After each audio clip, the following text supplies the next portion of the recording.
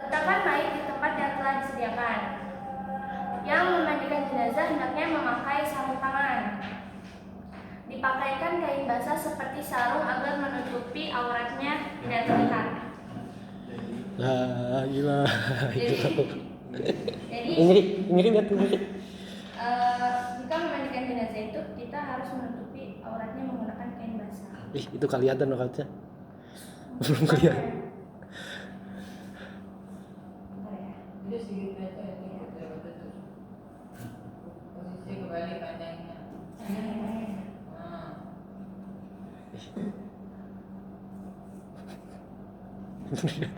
Terus kemudian istinjakan mayit terlebih dahulu. Kemudian membersihkan giginya, lubang hidungnya. Kan praktekin gimana? Jangan bacain mah yang gua udah punya kan, udah gak terlibat baca sendiri.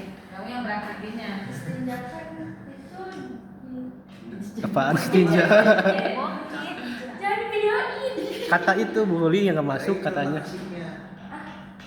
Ya kita Dia nggak mau divideoin malu. iya jadi videoin kita biar paham. Bu ada amanat katanya yang nggak masuk minta videonya. Ngapain? Lagian kenapa nggak masuk lagi? pertama mayitnya diistinjakan terlebih dahulu. Gimana caranya? Ya Main itu disejarah. ya Bersihin. Orang main jenazah. Iya, jadi harus jebokin mau diapain lagi? Mah dia Yang sendiri. yang perutnya ditekan itu gimana? ah Yang perutnya ditekan. Kayak belum Iya. sampai situ. Ya udah praktekin istijanya. Sebentar ya. Ya ceritanya dia udah cebok nih. Ini ceboknya gue nggak tahu. Buka dulu. Buka dulu ya. Nggak boleh dibuka. dia nggak boleh lihat orang, nggak boleh lihat orang. Dia harus tangannya aja. Iya ceritanya dia Ya udah iya. Ya yang ketawaan ya. Cebokin mulu ini jadi. istinjakan terlebih dahulu, terus udah terceritanya. Ceritanya udah. Pokoknya auratnya nggak boleh kelihatan. Terus kemudian membersihkan giginya, lubang hidung, pokoknya semua lubang. Ya bersihkan. Gimana kamu bersihnya? Apa membutuhkan Pakai sikat satu gigi bar? atau apa? Sekali itu apa? Pulpen. Bukan. Iya contoh. Jadi ceritanya kartun batu nih. Emang pakai sikat gigi harus ada? Ya aku besok kalau yang bisa aku lihat ya. Digini nih tangan. Bersihkan giginya, Ibu atau mau nikah? lubang hidungnya, mungkin nggak disikat gigi kan, dimasukin air doang, mungkin dibersihkan. Kok mungkin sih? Ya kan saya nggak pernah. Terus tangannya, kakinya, Berdasarkan data kamu lah yang mungkin. iya bu. Mungkin. Terus tangan dan kakinya, rambutnya sebaiknya memakai sarung tangan. Itu juga harus dengan lembut. Kemudian mayat didudukkan atau disandarkan pada sesuatu. Ayo. Didudukkan, berarti mayat duduk. Ya iya duduk. Duduk gitu. Ya duduk. Iya, saya kamu kabur. Ingat didudukkan bukan disuruh. Ya didudukkan atau disandarkan supaya dia bersandar pada sesuatu. Lalu mengeluarkan kotoran dari perutnya dan menekan perutnya perlahan agar semua kotoran dalam perutnya keluar. Membersihkan dengan tangan dan kakinya. Jadi kita mendudukkan mayit terus ditekan perutnya. Kok nanya? Keluar lagi dong kotorannya senja lagi dong. Iya. Iya. Iya. Tapi di sini kayak gitu Bu. Bolak balik. Jadi Disediakan dulu. berarti kebalik ini ya? Iya. Balik dong. Balik. Doakan dulu. Iya gitu. Terus siram atau basuh seluruh anggota mayit dengan air dan sabun juga. Siram, basuh dengan sabun. Kemudian siram dengan air bersih seluruh anggota mayit sambil berniat untuk jenazah laki-laki nawaitul husna di hadzal mayyiti lillahi ta'ala. Untuk jenazah perempuan nawaitul husna di hadzal mayyiti lillahi ta'ala. Maitati lillahi ta'ala. Siram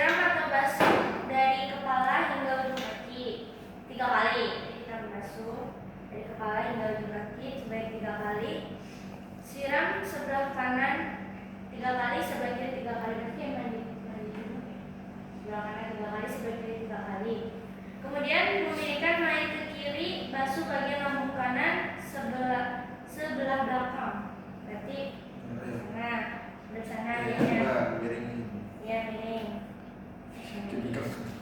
Nah, terus basuh bagian lambung kiri. Siram kembali dari kepala hingga ujung kaki. Kemudian setelah itu siram dengan kapur air barus. Setelah itu jenazah diwudukan. Nah, niat wudu jenazah itu untuk jenazah laki-laki, namanya wudu lihadzal maitati lillahi ta'ala. Maitat lillahi ta'ala. Untuk perempuan, namanya wudu lihadzal maitati lillahi ta'ala. Nah, cara mengudukan jenazah yaitu sama seperti yang biasa. Jadi kita pertama berbasuh. Tapi yang wajib-wajib aja ya Bu. Kalau untuk mayat. Kalau Ini makalah kamu. Tapi sudah juga ngomong. Jangan bertanya dulu, selesaikan materi Anda. kita kalau kubur gimana? Itu mana nanya lagi? Nanti mayatnya kubur. Hidup lagi. Ya, jadi bukan seperti wudu kita biasa. Ya, simpel aja tuh. Rukun aja, wajib. Oh, nih kumuk-kumuk gini nih. Kaki. Setelah selesai memandikan atau mengudukan dengan baik, dilap menggunakan lap dan seluruh badan air. Dan saya selesai mandi itu semua badannya dilap. Terus bagian yang kedua, mengkafani jenazah. Setelah mayat dimandikan, maka wajib tiap-tiap mukmin mengkafaninya juga. Hukum mengkafani jenazah muslim atau bukan mati syahid adalah satu kifayah. Oke.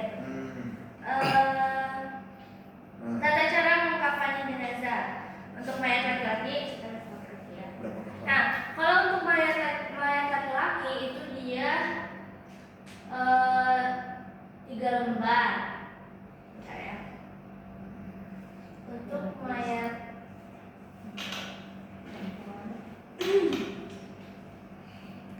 Bukan halaman. Nah, kain kafan untuk mayat laki-laki hendaknya 3 lapis, sedangkan bagi mayat perempuan itu 5 lapis. Terus sebelum kain kafan digunakan untuk membungkus atau mengkafani jenazah, kain kafannya hendak diberikan wangi-wangian terlebih dahulu. Nah, kain kafannya juga hendaknya berwarna putih. Oke, untuk tata cara mandikan mengkafani untuk mayat laki-laki. Pertama Itu mayat ya Allah. Pertama, bentangkan kain kafan selai demi selai. Ceritanya, Udah itu selesai. ceritanya udah ada 3 ya. Kalau laki-laki kan Ih, 3. malah digedein lagi ya. HP jatuh ntar. Itu bukan. Itu udah bang, udah dihirup lagi. Iya, itu terus. Dibuka, ditirup lagi. Lapisan lapisan demi lapisan dibagikan dibikin kapur barus. Nah, angkat jenazah dalam keadaan tertutup dengan kain diletakkan di atas kafan. Di sini siapa yang pernah ngapain jenazah? Pernah bantu aja sih Bu. Bantu. Berarti kan tahu kan prosesnya udah lihat kan? Ibu nggak bantu ngapain? Mandiin ngapain mau nguburin? Kalau mandiin pernah mandiin orang tua sih, ikut mandiin orang tua. Mandiin pernah ngapain? Mandiin orang mapanin bantu itu ambil yang perempuan itu bantu mangkuk-mangkuknya itu. Jadi asisten. Oh, ya berarti kan ikut ya. Bantu nggak berarti sama. Udah kira-kira berarti kalau sekarang nanti boleh Bu sangkan cara ngapainnya. Bicara ngapain jenazah deh. Itu kelihatan angkatnya ya Allah. Jenazahnya ada tutupan kain, dia nggak boleh kelihatan auratnya. Tutupin. Terus tutuplah lubang-lubang badan yang mungkin masih muatan potongan dengan kapas. Jadi lubang-lubang badan mayat itu ditutup menggunakan kapas. Selimutkan kain Apa kapas aja? sebelah kanan yang paling atas sebelah kanan, sebelah kanan yang paling atas. Ini saya juga nggak tahu Bu, gimana ini. Maksudnya? Sebelah kanan yang paling atas. Ya. Nih, enggak maksudnya yang paling atas itu lembaran yang paling atas. Iya, lembaran paling Atas, atas. kiri kanan. Yang tidak lapis. Kiri kanan berarti ya, ujung sebelah kiri selanjutnya dilakukan seperti ini ya, berarti kiri kanan ya. Yang paling atas. Berarti dia di bawah sini ya. Iya, biar ada pocong. Iya kan? Nah, terus yang ini juga. Apa ini kan? Ya nggak tahu, tanya saya. Nah, terus habis itu setelah tali yang sudah disiapkan sebelumnya di bawah kain kafan 3 atau 5 ikatan. Berarti di sini. Di atas Iya. kepala. Ada ikatnya? Satu. Talinya ada. 1, 2, 3, 5. Maksudnya Oh. dia ikatnya sampai di bawah. Terus untuk mayat perempuan, sama untuk mayat perempuan kayak gitu. Tapi bedanya dandani rambutnya dengan 3 dandanan lalu jalurkan ke belakang. Nah, kalau untuk mayat perempuan seperti itu. Nah, terus yang ketiga, mensolatkan jenazah. Hukum sholat jenazah hukumnya fardu kifayah, mulai dilakukan oleh laki-laki atau perempuan. Namun sebagian laki-laki, maka yang dapat menggugurkan kewajiban adalah laki-laki yang balik. Syarat sholat jenazah yaitu harus menutup aurat, suci dari hadas besar dan kecil, suci badan dan pakaian serta menghadap kiblat. Sholat jenazah dilakukan apabila jenazah telah dimandikan dan dikafani. Jenazah diletakkan di sebelah kiblat yang melaksanakan sholat kecuali sholat gaib. Oke. Kemudian tata cara sholat jenazah. Pertama, cerekam jenazah menghadap kiblat. Imam berdiri di depan setengah kepala mayit. Apabila mayit laki-laki, jika mayit perempuan, imam berdiri sebelah pinggangnya. Berarti setelah kepala mayit berarti sini. Terus makmum berdiri di belakang imam bersaf-saf.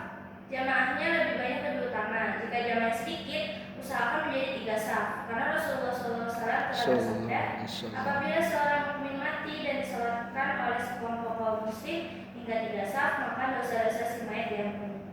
Oke. Kemudian dia sholat jenazah disertai takbiratul ihram untuk mayit laki-laki. Berarti niatnya sama takbir. Niatnya untuk mayit laki-laki usolli ala hadal mayyiti arba'a raka'atin fardhu kifayah. Kalau dia jadi imam lillahi ta'ala. Untuk mayit perempuan usolli ala hadil mayyiti arba'a raka'atin fardhu Rakaatin. Pakai rakaat. arba'a takbiratin fardhu kifayah. Pakai rakaat. Iya. Terus untuk mayit anak laki-laki usolli ala hadal mayyiti atifli arba'a takbiratin fardhu kifayah imaman lillahi ta'ala. Kemudian untuk mayit anak perempuan usolli ala hadil mayyitati atiflati arba'a takbiratin fardhu kifayah lillahi ta'ala. Untuk 2 orang mayit usolli ala hadainil mayyitaini arba'a takbiratin fardhu kifayah lillahi ta'ala. Untuk mayit yang kalau banyak usolli ala haula'il amwati al-muslimina arba'a takbiratin fardhu kifayah lillahi ta'ala. Nah, caranya pertama, takbir pertama membaca surat Al-Fatihah. Takbir kedua membaca surat Nabi, Allahumma sholli ala sayyidina Muhammadin wa ala ali sayyidina Muhammad kama shallaita ala sayyidina Ibrahim wa ala ali sayyidina Ibrahim wa barik ala sayyidina Muhammad wa ala ali sayyidina Muhammad kama barakta ala sayyidina Ibrahim wa ala ali sayyidina Ibrahim fil alamin innaka Hamidum Majid. Kemudian takbir ketiga membaca untuk laki-laki Allahumma la tahrimna ajrahu wa la taftina ba'dahu waghfir lana wa lahu. Untuk mayat perempuan Allahumma ighfir laha warhamha wa'fu anha. Sudah takbir keempat, sebelum salam sunnah membaca Allahumma la tajrimna ajrahu wa la taftina ba'dahu waghfir lana wa lahu. Nah, kemudian salam. Assalamualaikum warahmatullahi wabarakatuh. Waalaikumsalam. Nah, doa setelah sholat jenazah. Bismillahirrahmanirrahim. Allahumma shalli ala sayyidina Muhammad wa ala ali sayyidina Muhammad. Amin. Allahumma bihaqqil fatihati ya'tib riqabana wa riqaba hadzal maiti minan nari. Allahumma anzil rahmata wal maghfirata ala hadzal maiti. Amin. Waj'al qabrahu rawdatan rawdatan minal jannah. Amin. Wa la taj'alhu lahu kufratan minan niran. Wa sallallahu ala khairi khalqihi sayyidina Muhammad wa ala alihi wa sahbihi ajma'in. Walhamdulillahi rabbil alamin. Amin. Kemudian hikmah pengurusan jenazah.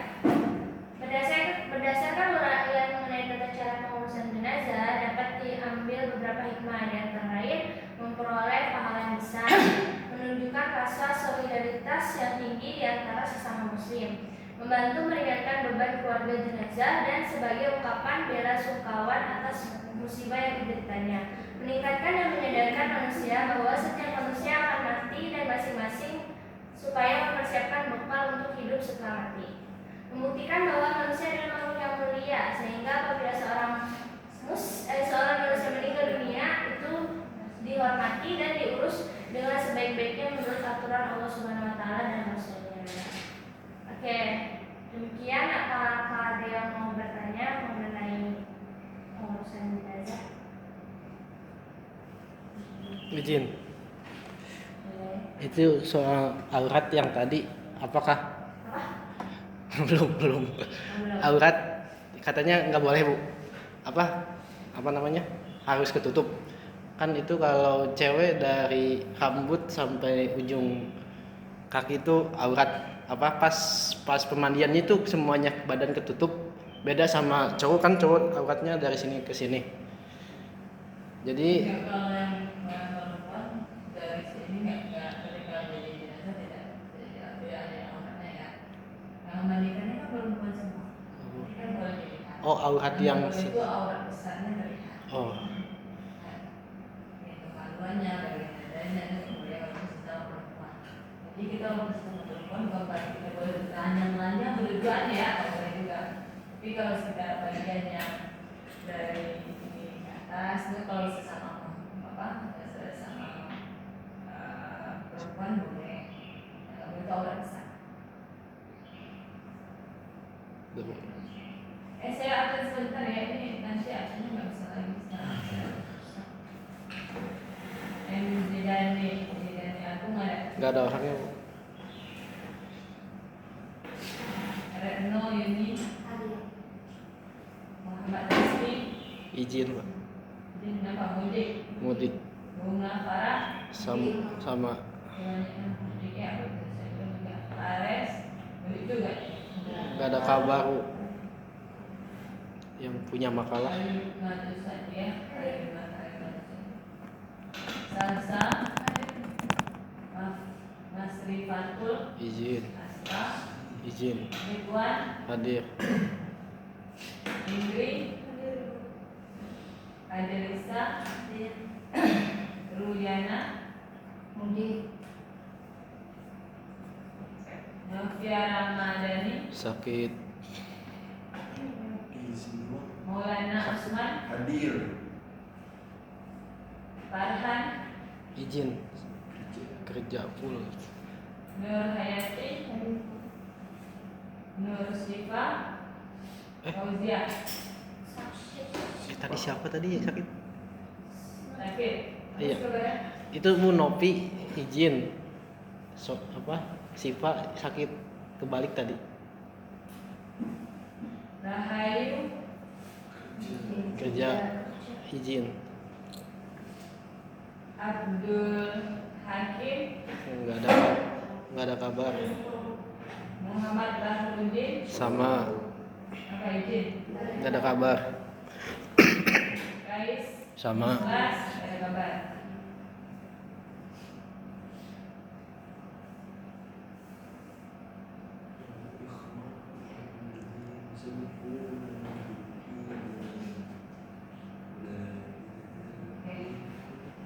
Lanjut, sudah ada lagi yang mau tanya?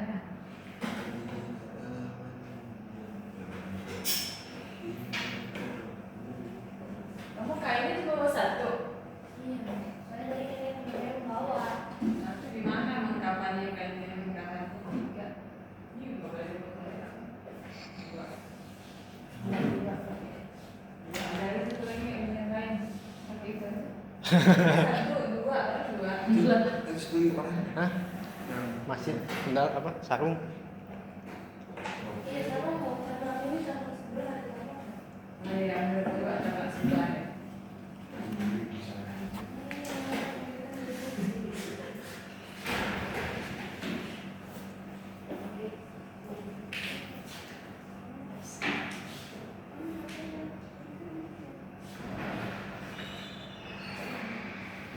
Tali pakai apa tali?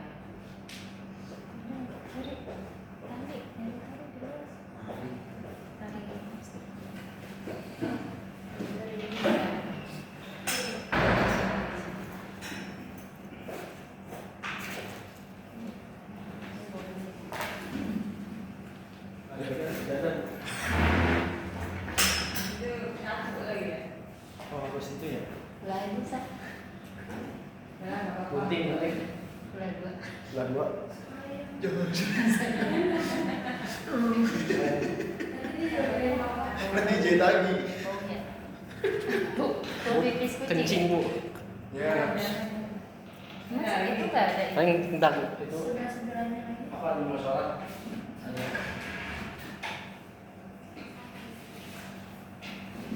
Dan sekarang kita coba praktekin ya. Cara merawat benar. Kamu bantu ya. Kamu pernah menjawab kan? Saya. Kamu nggak kerja di mana maksudnya? Ini kita Bu. Ini kita minta aja kelas aja lah kelas ini.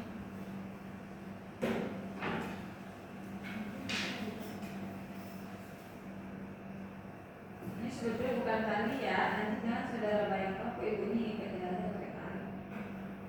Seharusnya kan pakai sasaan kain kafannya. Berhubung ini ada alat-alat praktikum.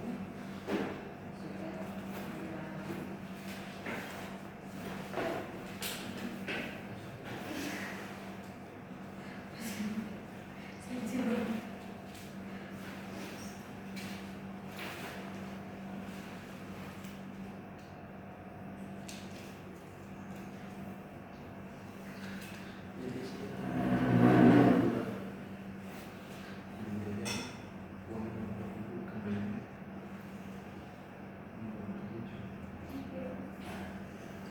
Saya contohnya tiga jalan habis kan orang saya ambil kayak gitu.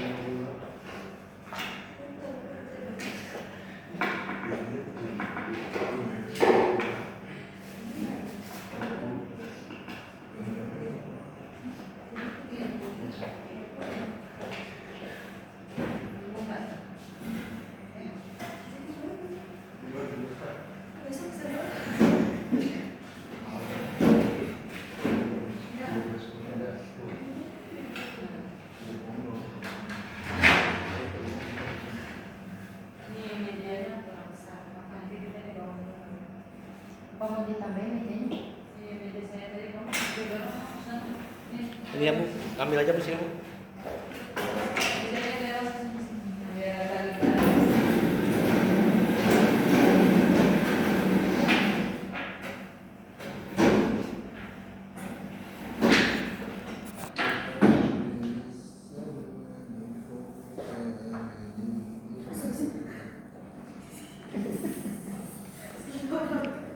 Ini alat saya. Ih, bener jadi praktek ntar jadi.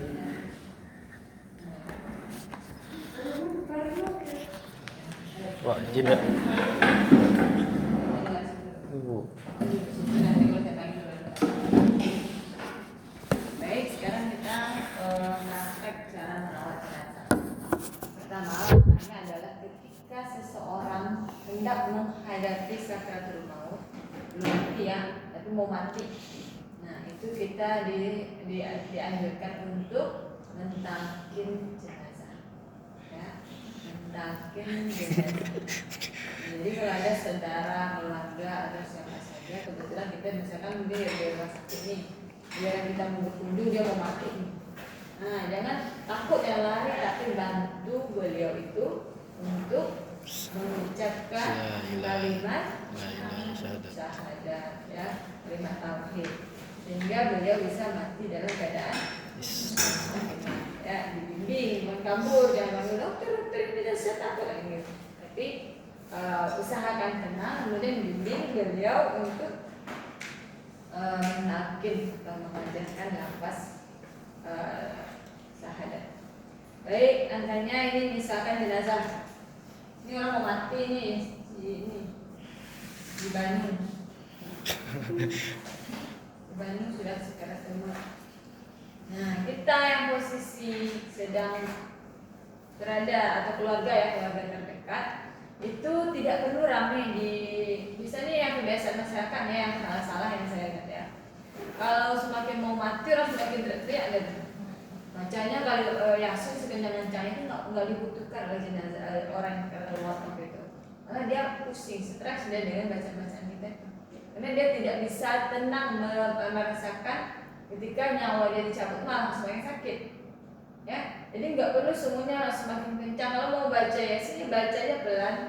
Nggak perlu kan biasanya orang makin ini makin kencang ya, itu nggak disunahkan seperti itu. Tapi baca pelan, cukup yang di depannya aja yang fokus membimbing. Jangan semuanya lah, semua nggak jelas yang mau dibaca jenazah. Ya, jenazah juga pusing, ngapain orang boleh sakit dibaca disimpan. Nah, jadi yang satu orang bisikkan ke telinganya, arahkan dia ke kiblat. Ya, misalkan kiblat rumah sakitnya beda ya, udah misalkan arah ininya ke sini, kiblatnya ke sana, diputar kepalanya atau ininya diputar. Kan kursi meja apa? Rumah sakit. Kasur rumah sakit saya bisa putar kan, putar aja kasurnya, arahkan kepala jenazah ke kiblat. Nah, setelah itu bimbing beliau ini mengucapkan syahadat. Pelan-pelan, jangan dipaksa ya ini. Ini salah-salah. Ayo Pak, baca Pak. Ya kan? Saya menyatakan fakta yang terjadi di lapangan itu tidak boleh. Ya. Allah yang maha menggerakkan hati manusia, tidak perlu kita paksa.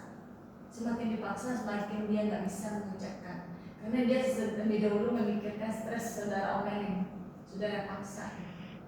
Padahal ketika sekaratul maut itu, seorang butuh ketenangan dan kefokusan untuk meminta ampun pada Allah. Jadi nggak terganggu dengan bisikan-bisikan lain. Nah, kemudian baca bimbing aja. Nah, kalau dia bisa bahasa menyebut, dia akan bisa sendiri. Kalau nggak bisa, nggak perlu berulang-ulang. Kalau berulang-ulang, jadi dia malah bingung menyerap omongannya mana. Karena dia itu kan sudah mulai susah mendengarkan omongan kita gitu, susah melafazkan omongan kita, sudah slow respon lah istilahnya bahasa gitu ya. Jadi udah sekali aja biar dia mencerna dulu bahasa kita yang pertama. Jangan diburu-buru, jangan diulang-ulang berkali-kali. Nah, cukup sekali aja. Pak, saya misalnya Bapak kita nih, Bu, izin ya Bu ya, mudah-mudahan Bapak bisa bagi dalam keadaan husnul khatimah, kita sebelumnya sudah ikhlas, semoga Ibu diampuni, mohon dibimbing, mohon diikuti ya Bu ya, semoga Ibu mendapatkan yang terbaik menghadapi sakaratul maut ya. Dan jadi Bu, tenang pelan-pelan.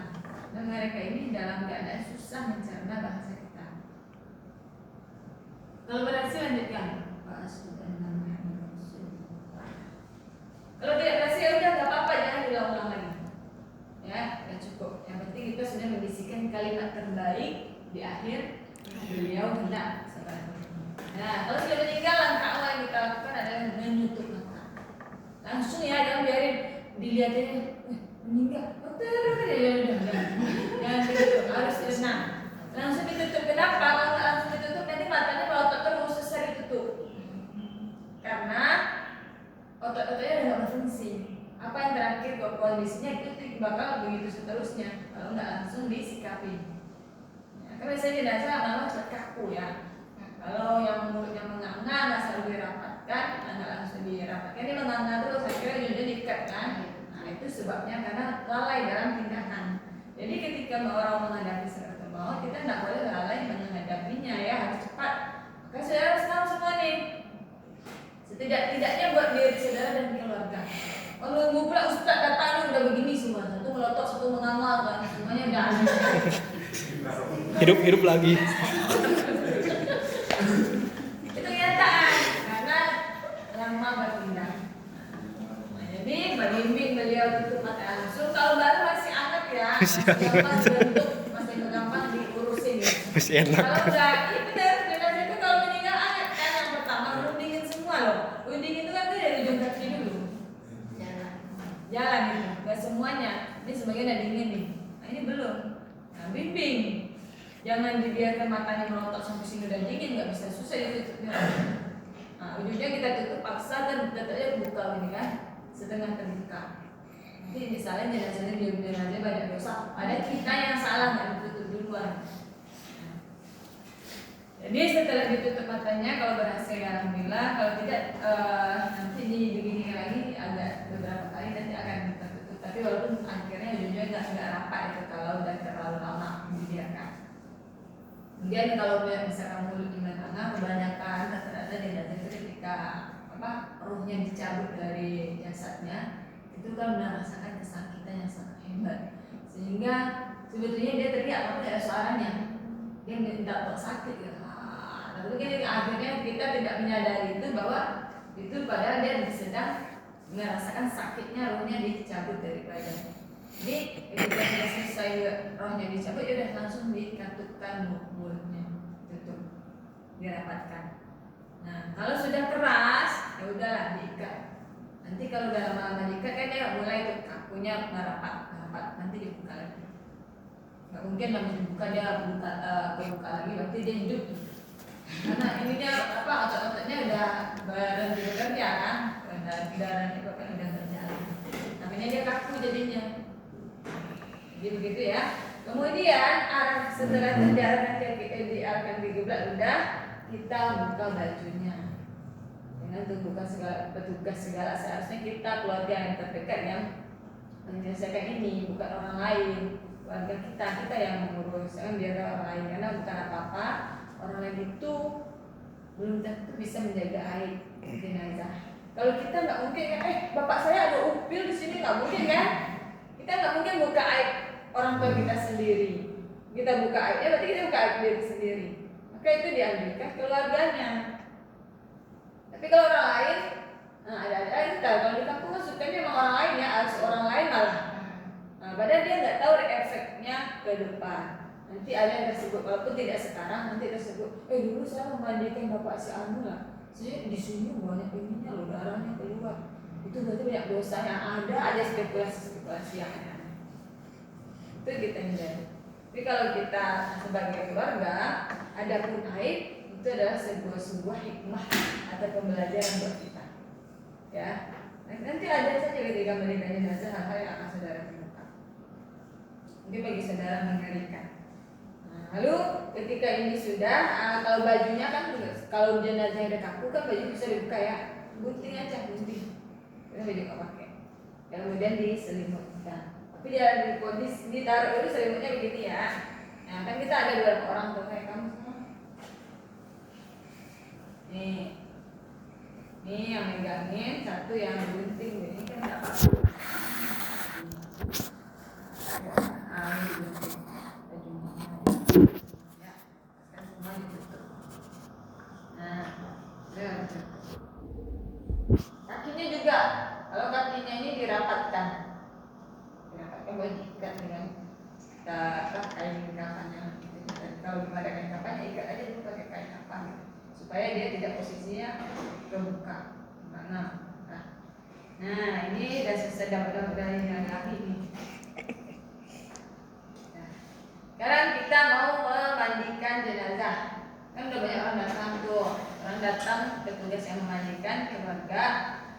siap-siapkan air dulu, dengan jenazahnya dulu dibawa ke tempat, airnya dicari lagi ya, jangan, tidak boleh ketika mandikan jenazah terbengkalai. Itu kan terbengkalai nih. Siapkan air, wadah air yang sudah dicampur daun bidara. Ya, satu lagi air yang sudah dicampur kapur barus yang dihaluskan. Ya, buat apa? Kalau bidara itu sunahnya, ini sunah air Rasulullah, supaya jenazah ini tidak mengeluarkan bau. Ya, kapur barus juga. Kalau kapur barus misalnya untuk pengawet orang ya. Kalau orang-orang yang begini pakai formalin gitu. Untuk menghindari bau-bau yang tidak enak dari jenazah ini, jenazah ini cepat membusuk. Itu tujuannya kapur barus, supaya tidak cepat membusuk. Nah, karena kita ketika jadi jenazah semuanya itu cepat ya, meletus semua dalam tubuh kita, pecah semua urat-urat yang ada dalam tubuh itu. Makanya kalau sehari belum dikuburkan biasanya menumbuk ya, badan jenazah itu membiru, menumbuk, itu kan sudah masuk proses pembusukan.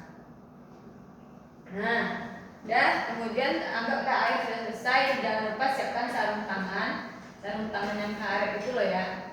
Nah, tujuannya apa? Agar jenazah kita yang memandikan tidak langsung tersentuh kulit dengan jenazah. Ya. Kemudian kapas, cotton bud, ya, dan hal-hal lain yang dibutuhkan saat memandikan jenazah. Nah, kemudian jenazah kita mandikan. Tapi gimana memandikannya? Diawali dengan niat dulu ya. Nawaitu Gusla Bihadzal maiti billahi ta'ala, ini jenazah laki-laki. Kalau perempuan maitati. Nah, kemudian kita istinjakan dulu. Istinjakan itu, saya kan yang mandikan ya, kamu balik ke sini di kepala. Sedikit-dikitnya seorang boleh memandikan jenazah itu, tapi disunahkan lebih dari satu orang. Kenapa? Karena untuk membalikan jenazah kamu sendiri, karena jenazah berat. Nah, nanti kan diputar begini, untuk membersihkan bagian punggungnya. Jadi boleh ganjil ya, kalau nggak bisa satu orang berarti 3, maksimal 5. Nggak boleh rame-rame mandikan jenazah. Nah, jadi kalau 5 biasanya, kalau di kampung-kampung 5, karena di kampung-kampung tuh budayanya jenazah itu mandi nggak pakai keranda itu loh, tapi dipeluk di bangku. Iya, di bangku. Jadi di sini 2, nah di sini 2, nah sini 1. Jadi kepala ini dia mesti memandikan. Nah, jadi ini kita anggapnya pakai keranda gitu, yang pakai bak pemandian jenazah. Nah, ambil pakai sarung tangan terlebih dahulu, kemudian dimulai dari istinja. Tolong berdiri di sini. Posisi jenazah kamu pegang, jangan tarik aja palanya, nggak boleh kasar. Memandikannya aja nggak boleh kasar ya, karena badannya itu udah mudah lepas. Iya, mudah melepas, udah melunak badannya tuh. Pegang nanti kecongkel ke kulit. Nggak boleh. Jadi kita angkat pelan-pelan, memperlakukan sebagaimana kita memperlakukan bayi. Angkat. Nah, ini kamu angkat. Nah, saya menekan bagian ini. Bukan tekan macam ini ya, nggak boleh. Keluar darah semua. Tapi ditekan pelan-pelan. Tujuannya untuk mengeluarkan kotoran-kotoran yang menempel di perutnya.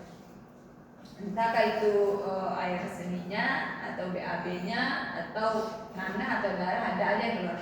Nah, ini ditekan biasanya langsung keluar. Nah, Bu, kan dia nggak mati, Bu, nggak bisa mengejar. Enggak. Kalau justru jenazah itu kan dia udah mati, keluarnya semua, karena nggak ada lagi yang bisa menahan. Kalau kita kan bisa kita tahan ya, ini nggak bisa lagi karena dia udah plong semua. Jadi kita tekan, ini akan bersih nanti keluar dari sini kotoran-kotorannya. Nah, kita bersihkan dengan sama-sama tadi dengan kapas. Ya, bersihkan bagian kemaluannya. Seperti kita mandi junub lah ya, bersihkan bagian kemaluan, bagian duburnya, kukunya dibersihkan. Kalau nggak mau bersih, kan ada tuh yang nggak mau bersih keluar terus ada. Saya pernah mengalami seperti itu. Kalau bisa juga sumpah juga di kapas ini. Kalau nggak dia keluar terus nggak bisa. Kalau selesai mandinya bisa berjam-jam. Nah, kalau selesai ini dilepas lagi. Kenapa ini ditekuk? Supaya ini turun. Kalau nggak ditekuk nggak ngajakin keluar. Nah, itu tujuan itu. Ya. Udah tuh kita wudhukan, kita bersihkan dulu bagian-bagian anggota tubuh jenazah. Nah, mulailah kita bersihkan dari mulutnya dulu. Nah, pakai sarung tangan tadi ya, posisi kamu ya. Kamu jenazahnya kamu gini kan tahu nggak nanti ketika saudara menyikat membersihkan mulutnya itu nggak pakai sikat gigi ya pakai tangan kamu ya ini pakai telunjuk kita ini kan kita ternyata pakai sarung tangan sama pakai kain asa kayak gitu ya yang kampas lah ini bersihin nanti akan keluar bau kayak apa ya saya ya air liur gitu loh berbau memang baunya aneh gitu. Nah itu akan keluar nanti keluarnya kapan bu kan yang gini bu nanti keluarnya pas ketika kita membalik badannya keluar kumur kayak dia muntah ini mah kata saya jadi makanya belajar mandi nah bersihkan hidungnya nggak perlu dicongkak ke dalam hidung orang ya nah bersih aja bagian di lubang yang sudah ditutup nah kemudian telinganya juga bersihin sedikit karena ada yang mengeluarkan darah bersihin aja kalau nggak mau berhenti darah tutup ya boleh kapas nanti kalau udah selesai mandiin pas mau nguburin baru dicabut biasanya kalau nggak lama ditutup dia akan berhenti yang beku ya istilah kemudian bagian rambutnya dikeramasi nah ya setelah dikeramasi baru diwudukkan jenazah ya diwudukkan mulai wuduknya seperti wuduk kamu sendiri biasa gimana mau semuanya boleh mau yang rukun-rukunnya juga boleh kita wudukkan jenazah setelah wudukan baru mulai memandikan mulai dari yang bagian kanan terlebih dulu siram rata bagian kanan 3 kali bagian kiri 3 kali setelah itu baru seluruh tubuh jenazah 3 kali nah belakang letaknya di kanan ini juga disabuni dengan itu ya air bilang masuk kemudian diputar lagi sini juga nah itu gunanya beberapa orang untuk membantu bersihkan bukan di kain basah ya kan jenazah pakai kain basah ya nah ini tangannya yang muter begini saya yang mandiin begini ya bukan kainnya yang saya usap nggak bersih jenazahnya tapi gitu ya udah kebayang udah selesai baru kamu senang anggap aja tadi 3 orang ya yang lain udah menyiapkan kain kering ya kain kering ada nggak yang membantu saya lagi di sini satu tambah lagi lainnya kamu udah terpisah tadi lagi siapa yang bantu sini nih berdua orang lagi cewek nggak apa-apa bu boleh apa aja nggak ada ini cewek nggak boleh ibu siapa pegang ini bu yang satu saya pegang semua nah ini ya kamu nggak usah pegang turunin nah jangan terlalu turun ya nah tujuannya adalah saya mau tarik ini kalau saya tarik ini kamu tutup jadi nggak boleh kelihatan nah ayo lagi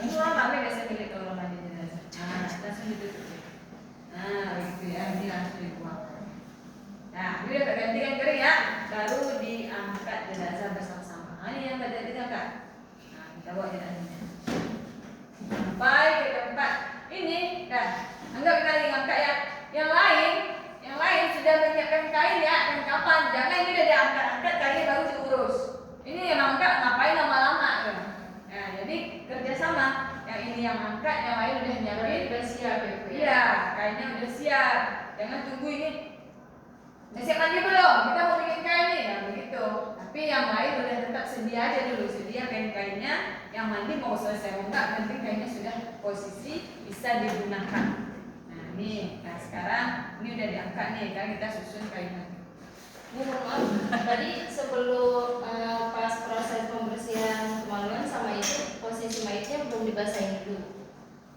jadi basahin dulu lah kalau nggak dibasahin nggak turun nanti ininya apa bagian kemaluannya aja siram dulu kan kita Bukan seperti badannya kita siram kan? belum bagian kemaluannya itu kan kita lagi kita siramin dulu kamu tekan ini iyalah disiram semua dulu kalau nggak basah ini nggak bisa ketetu nih maksudnya nggak bisa turun nih kalau belum kena air nah ini ya 1 kali saja baru kan ya Oh iya, berarti posisi mayat udah basah gitu Basah, ya, ya, disiram. ya. Nah, gini, saya mau nyusun ini. Nah, sekarang kita mau mandi jenazah, mau buat apa nih jenazah? Jangan itu dulu, talinya dulu. Nanti gimana talinya mau taruh? Ini talinya boleh 3 minimal, boleh 5, boleh 7 ya.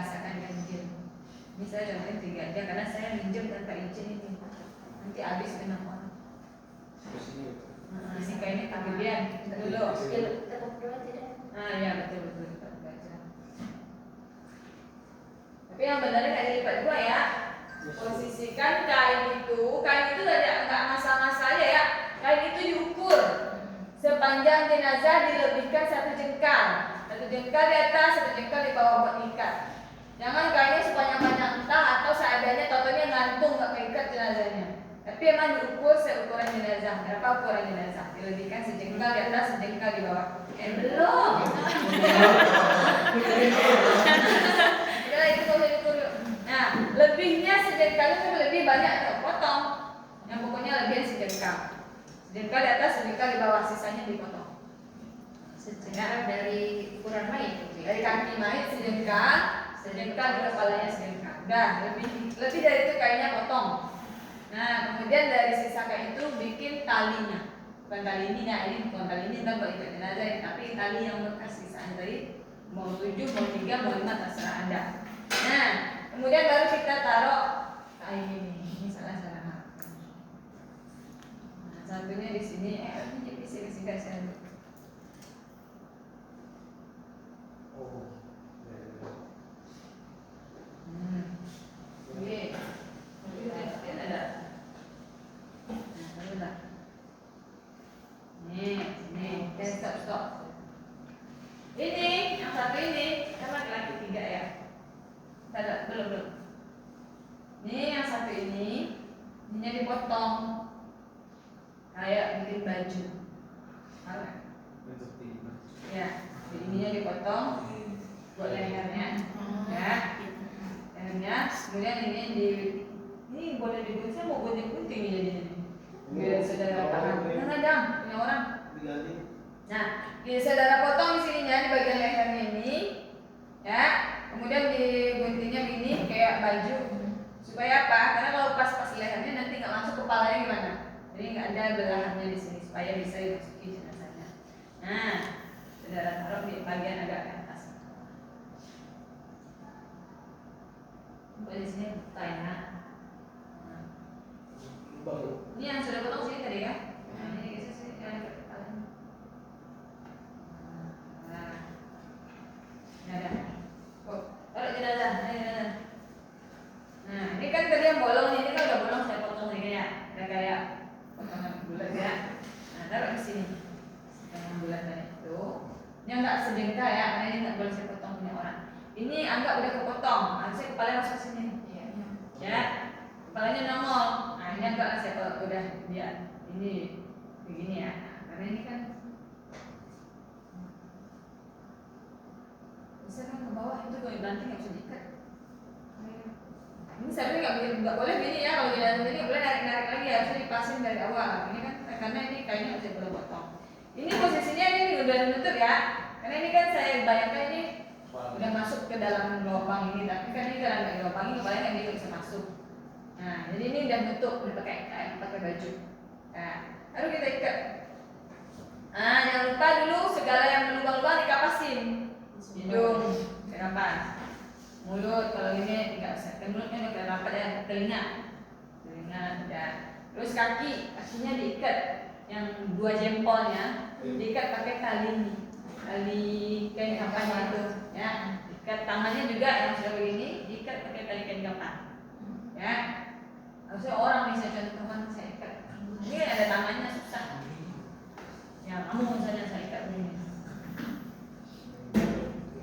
Nah, berubah diikat juga pakai kain kapan. Ya, paham ya? Sudah terbayang ya? Nah, lalu kita di setiap kali jangan lupa ya ditaburi kapur baru supaya jenazah tuh ketika dikubur nggak langsung dimangsa nggak langsung kecium baunya oleh binatang buas. Karena ada bau kapur baru, maksudnya nggak cepat disemutin juga. Jadi tujuannya itu ya. Ini udah. Ini supaya tujuannya kuat ya. Ini saya bikin supaya. Nah, udah. Gitu ya. Biasanya kan belum ditutup ini ya. Ya, siapa nih keluarga yang mau ini dulu? Mau lihat terakhir. Tapi nggak boleh nangis ya, boleh. Ada yang mau cium anaknya silakan. Nah, enggak udah selesai. Kita bungkus nantinya. Nah, ikat nih. Ikat atas kakinya. Nah, ikat cepat. Ini di tengah ya, kali 3. 3 atau 4 sih? Kan ganti ya. Lima di sini di tengkuknya di kakinya apa di antara lututnya itu ya di ininya di sini apa di perutnya sebagian dadanya kepala kaki kan. Ini kan saya contohnya di talinya kata minta kan tali minta tanpa izin lagi. Nah.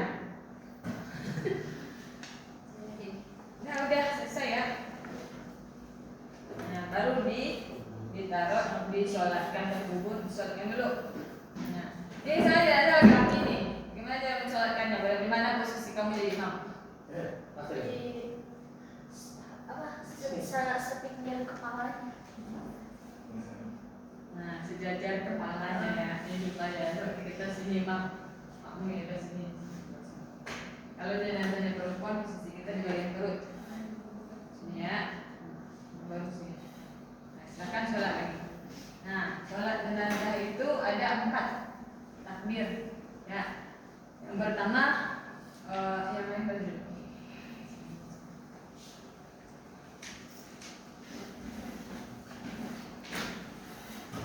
Pertama kita baca niat dulu ya. Usalli ala hadzal maiti arba'at takbiratin fardu kifayah imaman lillahi ta'ala. Itu kalau jenazahnya laki-laki. Kalau perempuan tinggal ganti maiti dengan maitati. Ya. Usalli ala hadzal maitati arba'at takbiratin fardu kifayah ma'muman lillahi ta'ala. Kalau kita jadi makmum itu untuk jenazah perempuan. Lalu kita takbir, bacaan pertama Al-Fatihah. Bacaan kedua salawat Nabi. Bacaan ketiga doa untuk jenazah ini. Allahumma fir lahu warhamhu wa'afihi wa'fu anhu. Itu yang pendek. Kalau panjang lagi boleh. Lebih baik. Kemudian doa yang takbir yang keempat Allah lagi doa untuk keluarga yang ditinggalkan. Allahumma la tahrimna ajrahu wa la taftinna ba'dahu waghfir lana wa lahu. Itu yang pendek. Dalam panjang wa ikhwanina allazi sampai seterusnya. Nah, begitu kira-kira selesai salam. Nah, selesai. Udah itu boleh biasanya ini kan dulu, dikumpulkan dulu ketika dia sudah ditaruh di keranda ya, ini dari keranda misalnya. Itu ada tausiah. Tausiah mengingat kematian. Biasanya oleh pemuka masyarakat apa ustaz lah atau keluarganya boleh kalau keluarganya paham ya. Tujuannya apa tausiah itu sebenarnya nggak ada tausiah ya, tapi tujuannya adalah untuk mengumumkan bahwa si anak ini sudah meninggal. Kalau ada utang piutang, ya. Kalau kan nggak tahu kan, atau ada orang yang enggan malu, gengsi, atau kan orang mati kita minta utang ya kan. Tapi itu perlu karena jangan sampai jenazah ini membawa utang ketika dia meninggal, nanti jenazahnya tidak diterima di alam kubur. Nah jadi innalillahi wa inna ilaihi raji'un. Berpulang ke rahmatullah ini Bapak Ibu mohon dimaafkan semua kesalahannya. Jika ada hal-hal yang berkaitan dengan si mayit bisa dimaafkan, mohon dimaafkan. Kalau tidak, jika itu berupa barang, mohon disampaikan ke pihak ahli waris, biasanya gitu kan. Kemudian juga menyampaikan yang didapat dari tadi, biasanya apa sih? Nampan ya minta ada sumbangan-sumbangan yang disampaikan juga biasanya. Nanti itu jadi harta si pewaris nanti untuk bayar hutangnya boleh atau dari harta pribadinya. Nah, kalau ada di antara bapak ibu yang melayat ke sini atau yang dimanapun berada ada utang si pewaris, mohon disampaikan sekarang, boleh diminta kepada ahli waris. Nah, bisa kayak gitu. Baru kita siap-siap menguburkan. Nah udah terus bawa ke tempat penguburan. Lalu tempat penguburan besok ada lagi pemakaman kayaknya, pemakaman jenazah. Iya. Nah, tapi cukup sampai sini. Sampai sini kira-kira paham ya? Kita akan beresin lagi buka. Punya kamu udah boleh. Nah, kira begitu ya. Ada yang mau tanyakan silakan. Ibu, Ya. itu apa kan di soal pemandian mayit ada beberapa orang pengalaman yang memandikan tuh ada kejadian-kejadian yang ya ada petanda bagus sama petanda buruk. Itu emang udah ada dari dulunya bahwa ini kalau gini orangnya gini, kalau ini orangnya gini. Emang ada Bu? Atau cuma prasangkaan orang doang?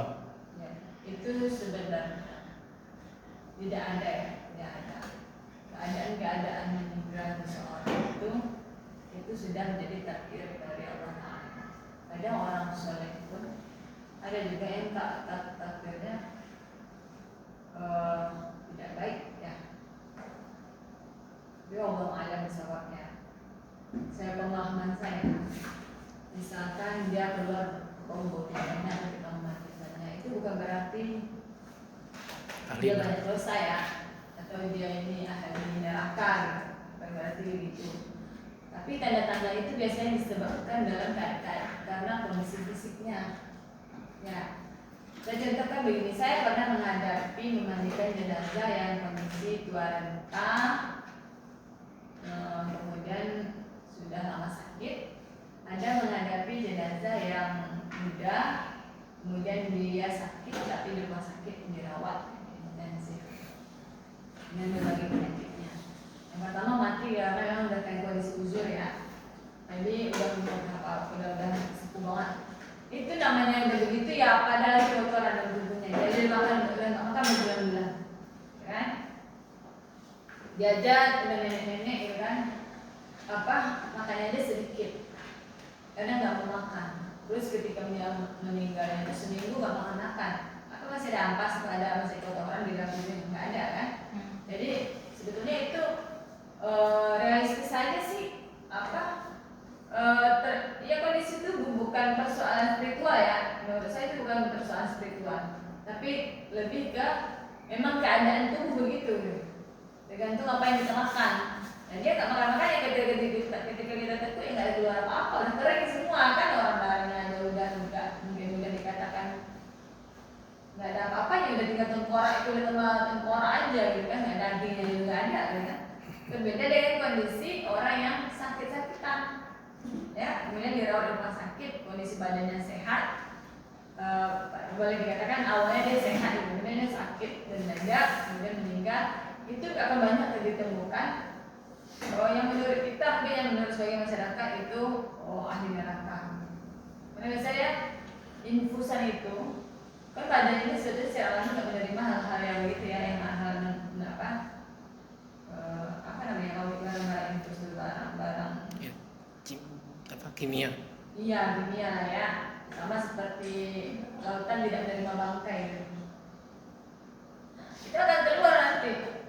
Jadi ketika memandikan jenazah akan keluar yang cairan bau banyak gitu, yang tanah, yang darah, yang BAB-nya banyak lah. Orang dia tidur doang terus dikasih makanan terus. Ya maksudnya dia sakit kan, nggak bergerak terus makan terus kan. Yang numpuk ya kalau kita nikah ya banyak keluar BAB-nya. Karena dari mulut nggak bisa keluar dari sini banyak ada ya gitu, karena kondisi tubuhnya pada waktu itu. Kemudian mulutnya mengeluarkan bau yang nggak enak gitu kan, ya karena makanannya itu yang membuat dia jadi nggak enak. Kemudian bisa jadi yang membuat dia tidak enak tuh kelamaan memandikannya, maksudnya bukan kelamaan memandikannya ya, masih menunggu keluarga yang lain, udah 2 hari baru dimandikan ya. Dan itu banyak keluar yang aneh-aneh, orang udah busuk semua di badannya baru dimandikan. Itu tergantung prosesi pemakamannya ya, makanya kata Rasulullah dianjurkan sesegera mungkin. Jangan menunggu anaknya lu, emang anaknya datang hidup lagi kan enggak? Ya udah laksanakan aja. Kalau masih menunggu di antara jeda waktu sholat, masih boleh lah. Misalnya dari anak meninggal habis subuh, terus tunggu sampai mau masuk waktu zuhur, ya boleh. Tapi kalau nunggunya dari subuh, nunggu subuh besok lagi, udah berapa waktu sholat yang ditinggalkan, masih di alam dunia dia. Dan kita waktu sholatnya udah itu ketika sudah masuk dalam kubur, udah itu. Termasuk berdosa tuh. Itu kan udah meninggal, terus dimasukin kuburnya itu ngelewatin beberapa waktu. Itu kewajiban orang yang meninggal masih tetap, Bu. Dosanya ke kita, kalau dia nggak berdosa karena dia kan udah mati. Iya, sama aja seperti orang gila boleh nggak sholat. Atau kalau kita kan, kalau kita kecuali kita udah nggak bisa ngapain, sedangkan kita masih udah darurat, udah sekaratul maut, tapi masih bisa yang hati berkata, maka sholatnya dalam hati kan gitu. Kondisi udah nggak ada apa-apa ya, berarti kita yang nanggung dosanya, karena dia belum pindah ke alam lain. Sementara kita melalaikan kewajibannya. Jadi kita yang dianggap berdosa besar, yang melalaikan pemakamannya. Itu dosanya sekampung loh, karena kan fardu kifayah. Satu orang nggak melaksanakan, semuanya sekampungnya kena dosa. Tapi satu orang melaksanakan, sekampungnya terbebas dari kewajiban itu. Nah, gitu. Maka disegerakan ya. Jadi begitu kondisinya. Apalagi yang banyak penyakit, gula lah, itu paling banyak anak-anak di badan. Tapi itu kalau menurut saya tidak menyatakan bahwa orang itu adalah pendosa besar. Tidak. Akan ada seorang ahli agama yang ketika dia meninggal nggak bisa melafazkan kalimat la ilaha illallah. Bagaimana? Dia orang langsung tabrak mobil mati, kapan mau menyebut kalimat begitu kan gitu ya? Jadi nggak semua manusia itu beruntung dia akhir hidupnya mengucapkan kalimat tauhid. Nah, jadi makanya kita ini selagi hidup perbanyak kalimat tauhid. Kalau diam jangan baca yang lain, baca kalimat tauhid. Karena kita nggak tahu kita kapan mati kan. Nah, selalu bertasbih kepada Allah. Bisa jadi kita lagi duduk tiba-tiba mati, ada gitu ya. Segampang itu ya. Nah, makanya kalau nggak ada perkataan yang baik yang kita ucapkan, lebih baik diam. Makanya yang dibilang pada akhir, walaupun khairan Auliyasmut. Kalau kamu beriman pada Allah dan akhir, maka adalah berkata yang baik. Kalau nggak bisa diam-diamnya kita pun masih melafazkan kalimat terlibat kepada Allah. Saya kira itu ya. Ada yang mau bertanya? Ini udah lewat jam. Saya belum sholat. Udah cukup loh. Kalian bolos waktunya setengah jam. Sesuai dengan alhamdulillah. Semoga yang kita praktekkan hari ini bermanfaat ya. Amin. Kalau ada, jangan pikirkan rasa takut, tapi pikirkan itu adalah ilmu dan ibadah. Nah, ya, kalau kita praktekin, saya nggak bisa lupa lagi saudara. Saya ingat tuh kalau bukan saya yang ngapalin, bukan, tapi karena saya praktekinnya sering diminta mandi jenazah. Tapi saya tanda kutip ya, saya kalau saya nggak mau mandi. Kenapa? Ya saya nggak mau. Itu kan pribadi orang. Karena saya nggak mau tahu aib orang. Nanti takut-takut mulut saya ini perempuan atau sendiri lah ya ngomong-ngomong. Iya sih lihat mana sudah saya mendapat dosa. No. Tapi kalau keluarga saya nggak mungkin saya omongin kan, karena itu keluarga saya sendiri. Aib.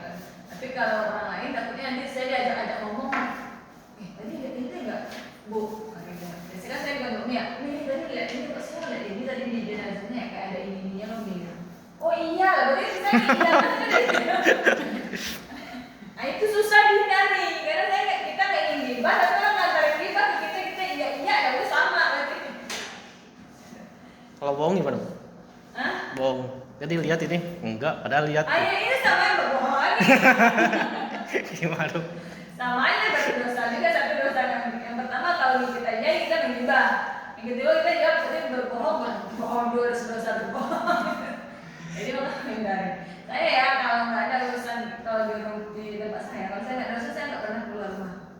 Pribadi saya boleh tanya kalau main ke rumah saya. Tapi saya alhamdulillah dikenal di situ. Ini mudah-mudahan jangan dikenal yang buruk-buruknya.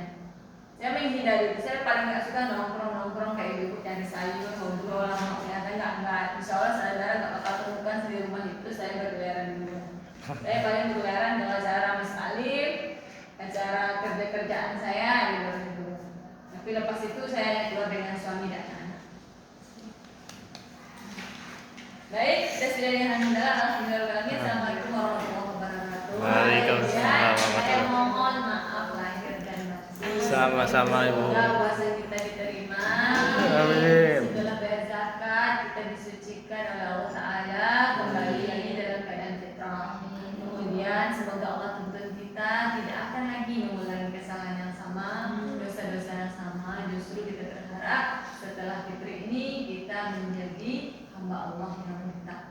Amin. Ya, lebih banyak memberikan manfaat kepada orang ketimbang membawa mudarat dari orang ya.